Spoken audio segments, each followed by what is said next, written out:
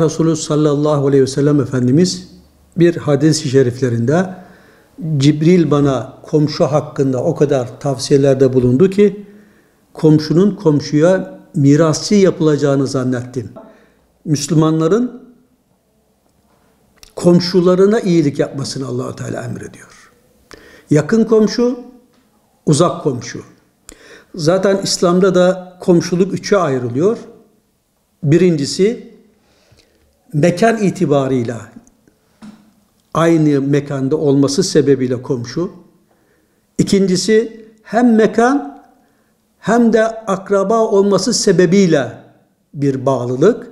Üçüncüsü hem mekan hem akrabalık hem de Müslüman olmasıyla üç yönünden bir bağlılığın bize ifade edildiği görülmektedir.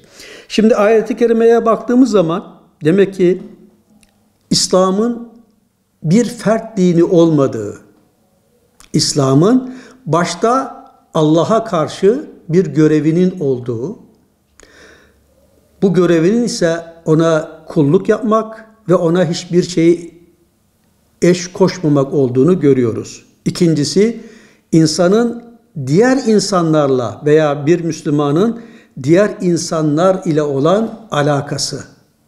Bu neye dayanıyor? İyilik yapmak. Hayrun nas enfa'uhum.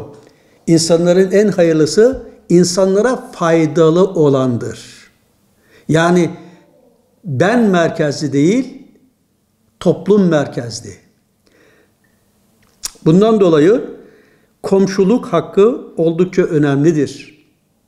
Hatta bazı rivayetlere göre komşuluk akrabalıktan da önüne gelir. Çünkü akraba her ne kadar nesil itibarıyla yakınlık olsa da mekan itibarıyla uzak olması sebebiyle komşu komşunun külüne muhtaçtır diye bir atasözümüz de vardır. Ev alma komşu al. Gene atasözü bize ait bir sözdür. Sağlam bir aile, sağlam bir toplum, sağlam bir ümmet teşkil ediyor. Öyle ki bunun en güzel örneğini de dediğimiz gibi Ensar ile muhacirler arasında görüyoruz. İslam'da bir Müslüman kendisi için çalışmaz. Başkaları için, komşusu için, kardeşi için, diğer insanlar için çalışır. Peki o zaman kendisi için çalışmayınca kendisi aç mı kalacak? Hayır. Diğer Müslümanlar da zaten onun için çalışacaklar. Böylelikle toplum arasında sıkı bir bağ, sevgiye dayalı bir bağ oluşacak. Batı medeniyetinin bize dayatmış olduğu bencillik, kapital sistemin bizi ne hale getirdiğini görüyoruz.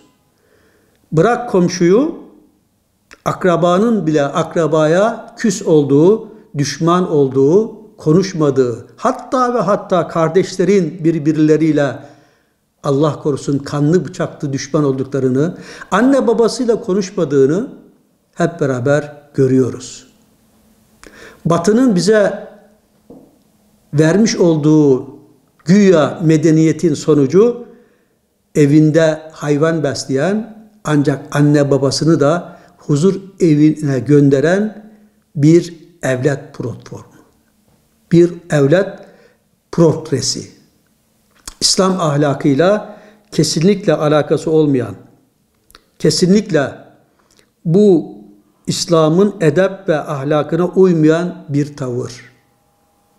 Dolayısıyla anne babasını bile dışlayan bir insan tabii ki komşusunu düşünmeyecek, tabii ki çıkarları, menfaatleri ile ilgili hareket edecek ve böylelikle de cemiyet dini olan İslam'dan uzak durması sebebiyle de tamamen menfaat odaklı, tamamen bencil, tamamen ben merkezli bir toplum meydana gelmiş olacaktır ki bunun sonucunu, akıbetini de ne olduğunu hep beraber yaşıyoruz, seyrediyoruz. Müslüman toplumunda komşunun komşuya hakları çok.